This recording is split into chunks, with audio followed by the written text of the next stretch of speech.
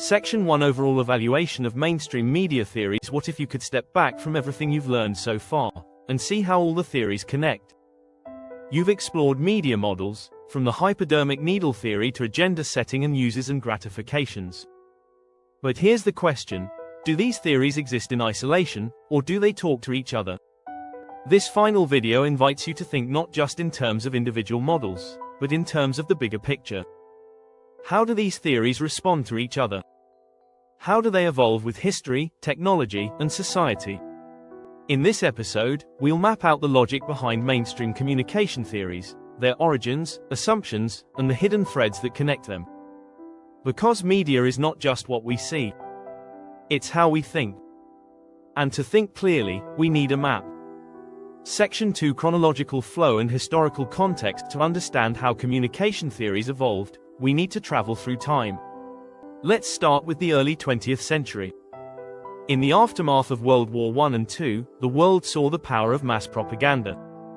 The hypodermic needle theory, also known as the magic bullet model, imagined audiences as passive and vulnerable. Media was seen as a powerful tool that could inject messages directly into the minds of the masses. But this view didn't last long. By the 1940s, studies like The People's Choice revealed something different. People weren't just absorbing messages, they were talking to each other. This led to the two-step flow theory, showing that opinion leaders influenced adoption more than media alone. Then came a shift. In the 1950s and 60s, scholars began asking, what if audiences aren't passive at all?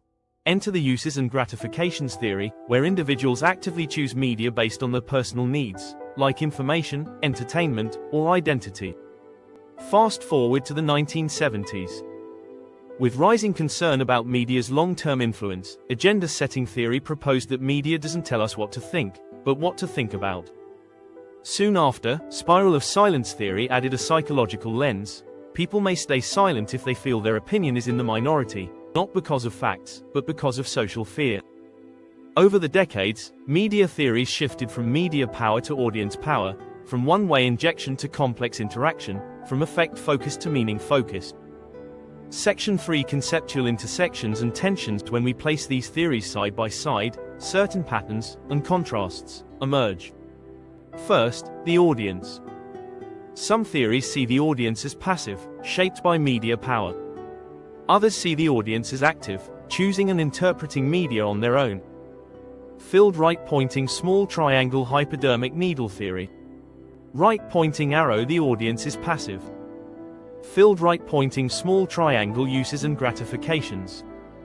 Right-pointing arrow, the audience is in control. Second, the role of media. Filled right-pointing small triangle, in propaganda and agenda setting, media is a dominant force, shaping opinion, framing debate. Filled right-pointing small triangle, in two-step flow and spiral of silence, social relationships mediate that power. Third, the idea of feedback. Early models like Laswell's are linear, sender right-pointing arrow message right-pointing arrow receiver. But later models recognize feedback loops, peer-to-peer exchange, and indirect effects. Fourth, the effect type. Filled right-pointing small triangle. Some theories focus on short-term effects, like behavior change after a strong message. Filled right-pointing small triangle. Others, like cultivation theory, examine long-term shaping of values, beliefs, and social norms. These intersections matter, because understanding the differences between theories helps us choose the right lens, depending on the media, the message, and the moment. Section 4 Expanded Concept Map and Reflective Thinking. Let's now take everything we've explored and connect the dots. Think of this as a map of media thinking. At the heart is communication: a sender, a message, a medium, an audience, a response. Different theories focus on different parts of this journey and highlight different forces shaping meaning and behavior. Propaganda, hypodermic needle theory: media is powerful, direct, and the audience is passive. Shaped by war, control, and top-down persuasion. The message is injected, no filter, no resistance. Laswell's model adds structure: who says what, in which channel, to whom, with what effect. A functionalist view: communication is system maintenance. A scientific approach to mass messaging: two-step flow theory: not everyone receives the message equally. Opinion leaders interpret and influence others. Media doesn't move minds, people do.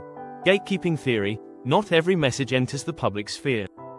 Editors, platforms, algorithms filter and frame what we see. Every channel has a gate, and a gatekeeper. Uses and gratifications theory, audiences aren't targets, they're seekers. People choose media based on their own psychological and social needs. We don't just watch media, we use it. Agenda setting theory, media tells us what to think about, not what to think. It shapes public focus, not opinion directly. Silence some topics, spotlight others. Spiral of silence theory, people fear isolation. If they feel their opinion is in the minority, they stay silent, even if they disagree. Sometimes, silence spreads faster than speech. Cultivation theory, long-term media exposure shapes how we see reality. Heavy viewers develop mean world syndrome or distorted social perceptions. Reality, according to television. Diffusion of innovation theory, how new ideas, technologies, or behaviors spread over time. Adoption flows from innovators to laggards, shaped by communication channels and social systems. Not everyone adopts change the same way, or at the same time. ABX model, cognitive consistency, media messages influence attitude alignment.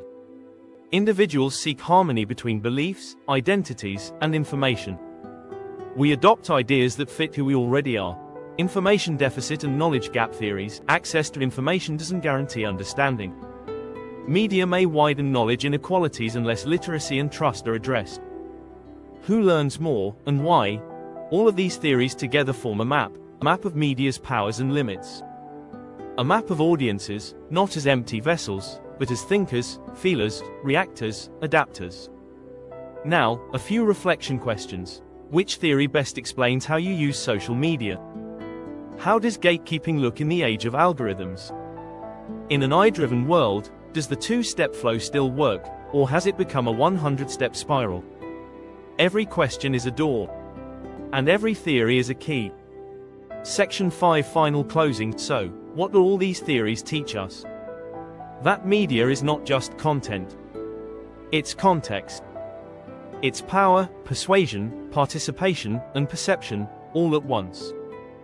Theories don't give us final answers. They give us lenses. Lenses to see how people think. How societies shift. How ideas evolve, and how we, as individuals, respond. From propaganda to participation, from top-down messaging to social feedback loops, the field of communication has grown more complex, more human, more dynamic. And yet, some questions remain timeless. Who controls the message? Who gets to speak, and who stays silent? How do we make sense of the media around us? The next time you open an app, scroll your feed, or share a story, pause. Ask yourself, what theory is at play here? How is this shaping me, or the world around me? Because understanding media isn't just about screens. It's about values.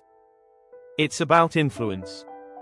And it's about learning how to navigate a world where information moves faster than ever, but meaning still takes time to build. Thank you for being part of this learning journey. Keep questioning. Keep connecting. And most importantly, keep thinking in theory.